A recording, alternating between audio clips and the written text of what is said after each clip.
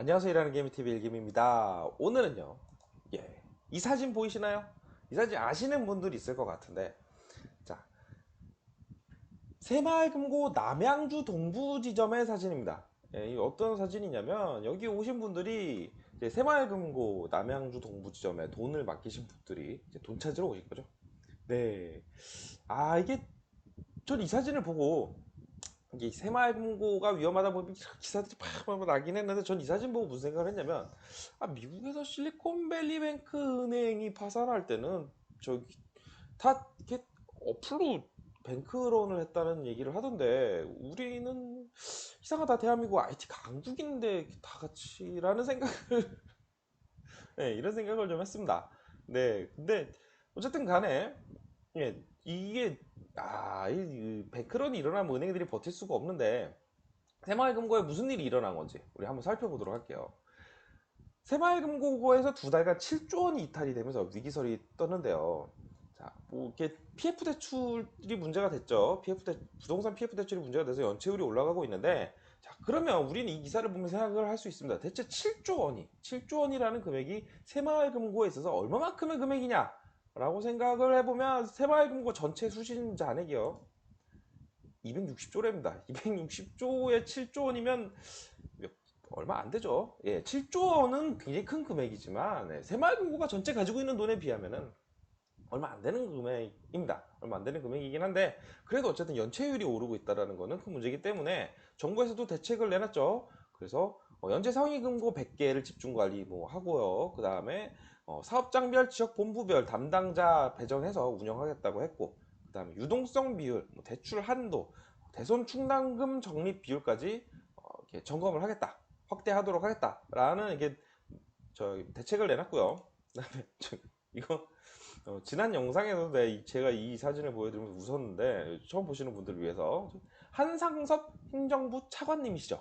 네, 차관님께서 새마을금고에 오셔서 걱정 마라, 나도 여기에 돈을 맡기고 있다 라고 하면서 계좌 개설을 하는 그런 장면인데요. 역시 정치하시는 분들은 이런 쇼가 저의 상상을 초월합니다. 이거 보고서 한참 웃었어요. 근데 그러면 대체 PF 대출이 뭐길래 이 새마을금고가 이렇게 연체율이 올라가고 이렇게 되느냐라는 이게 핵심이기 때문에 PF 대출에 먼저 알아보면요. PF 대출을 네이버에 치면 이렇게 나옵니다. 돈을 빌려줄 때 자금 조달의 기초를 프로젝트를 추진하는 사업주의 신용이나 물적 담보에 두지 않고 프로젝트 자체 경쟁성에 두는 기법이다라고 이렇게 사전이 나오는데, 사전 말은 항상 어렵죠.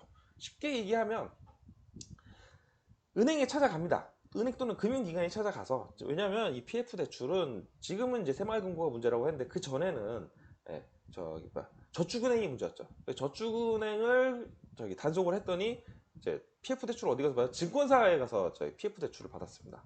그래서 증권사에서도 감독을 하기 시작했더니 이제는 그러면은 금융당국의 이제 관리에서 조금 벗어나 있는 새마을금고로 가죠. 참고로 새마을금고는 참 특이하게 금융당국에서 관리를 하는 곳이 아니라 행정안전부에서 관리를 합니다. 그래서 어쨌든 새마을금고가 지금 PF 대출을 많이 받으러 갔고요. 이 PF 대출, 그래서 무슨 얘기냐면 사업하시는 분들이 이 이제 금융기관에 이제 돈을 빌리러 갑니다. 돈을 빌리러 가서 나 이런 프로젝트를 좀 하려고 하는데 돈을 좀 빌려 주십시오라고 얘기를 하면 이 금융기관이 이 사업주의 신용을 보는 게 아니에요.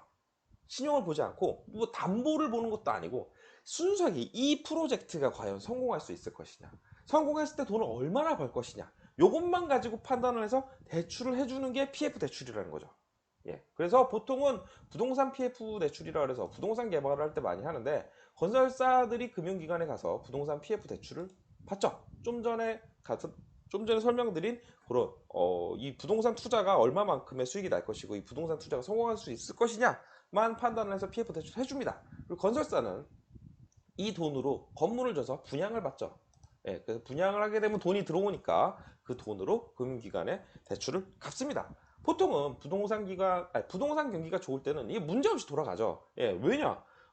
분양만 하면 다 분양이 되니까 걱정할 게 없이 잘 됩니다. 문제는 부동산 경기가 안 좋을 때죠. 지금 부동산 경기가 안 좋으니까 이게 문제가 된 건데, 건설사에서 돈을 빌려가지고 분양을 했는데 분양이 안 돼요. 분양이 안 되면 갚을 돈이 없죠.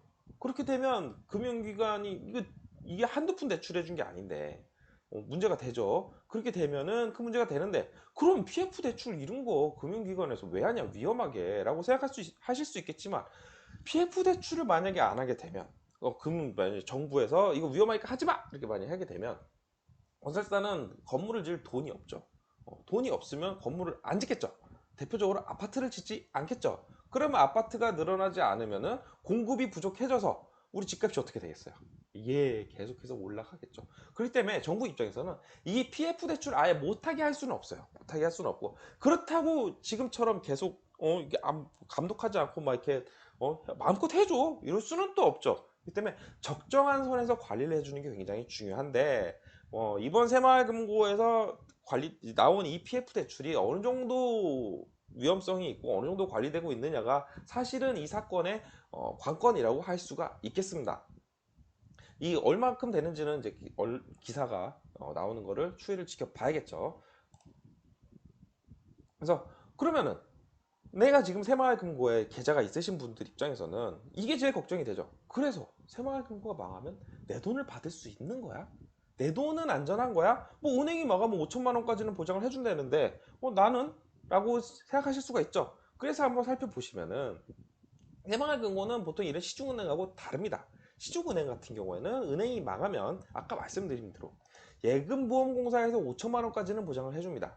그렇기 때문에 뭐 저처럼 현금으로 5천만 원이 없는 분들은 뭐 굳이 뭐 그렇게 걱정하실 필요 없어요. 예금보험공사에서 5천만 원까지 해주니까, 물론 즉 현금이 5천만 원 이상 되시는 고액 자산가 분들은 이제 걱정하셔야죠. 그렇기 때문에 분들은 근데 알아서 다 하셨을 거니까 너무 걱정하실 필요 없고요. 문제는 새마을금고죠. 난 새마을금고에 돈이 있는데, 새마을금고 돈이 많은데 어떻게 해야 돼? 라고 말씀하시면, 새마을금고는 새마을금고 중앙회가 있고 각 지점이 있는데, 이게 조금 특이합니다. 다른 은행들하고. 보통 시중은행들, 국민은행이나 신한은행 같은 이런 은행들은 은행 본사가 있고요. 여기서 각 지방으로 여기 장사가 잘 될 것 같은데 지점을 내죠. 지점을 내는데, 여기는 새마을금고는 조금 형태가 다릅니다. 이 각 지점 하나하나가 사실은 사업주예요.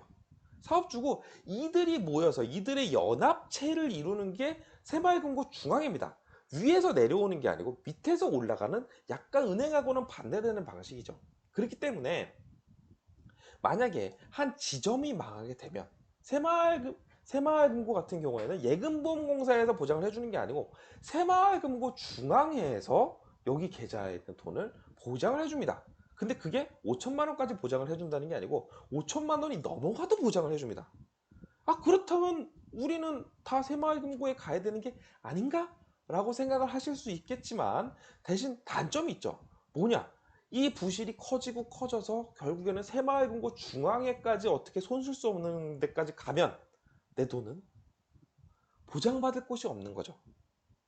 예. 그래서 어떻게 보면은 어느 정도 약간 지점의 부실 안에서는, 지점의 부실 정도에서는 이게 더 안전한데, 이게 큰 부실로 나중에 뭐, 왜냐면 뭐 미국 같은 경우에는 뭐 진짜 큰 은행도 망하니까, 만약에 그런 일이 벌어진다면은 뭐 받을 길이 없는 거죠.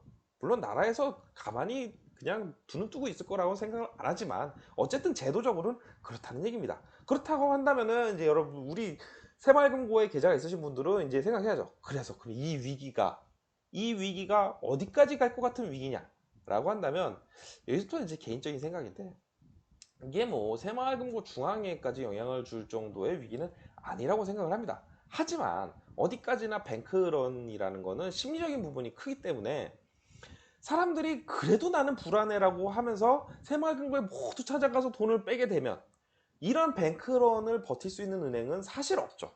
예, 아무리 큰 은행이라도 뱅크런이 발생하게 되면 다 망할 수밖에 없습니다. 그렇기 때문에 자, 이 새마을금고 지금 이 사태가 과연 중앙회까지 갈 것이냐라는 것을 추이를 잘 지켜봐야죠. 그렇기 때문에 가장 현명한 방법은, 여기서부터는 가장 이제 제 생각인데, 이런 거라고 생각을 합니다. 이 봐서 지점 그냥 한두 개 문 닫고 끝날 것 같으면은 그냥 두는 게 낫죠. 예, 뭐이 적금 같은 거 깨면 이자도 다 손해 보고 하니까 그냥 두다가 이거 사태가 심상치 않은 것 같으면 그때 가서 달려가도 늦지 않지 않나.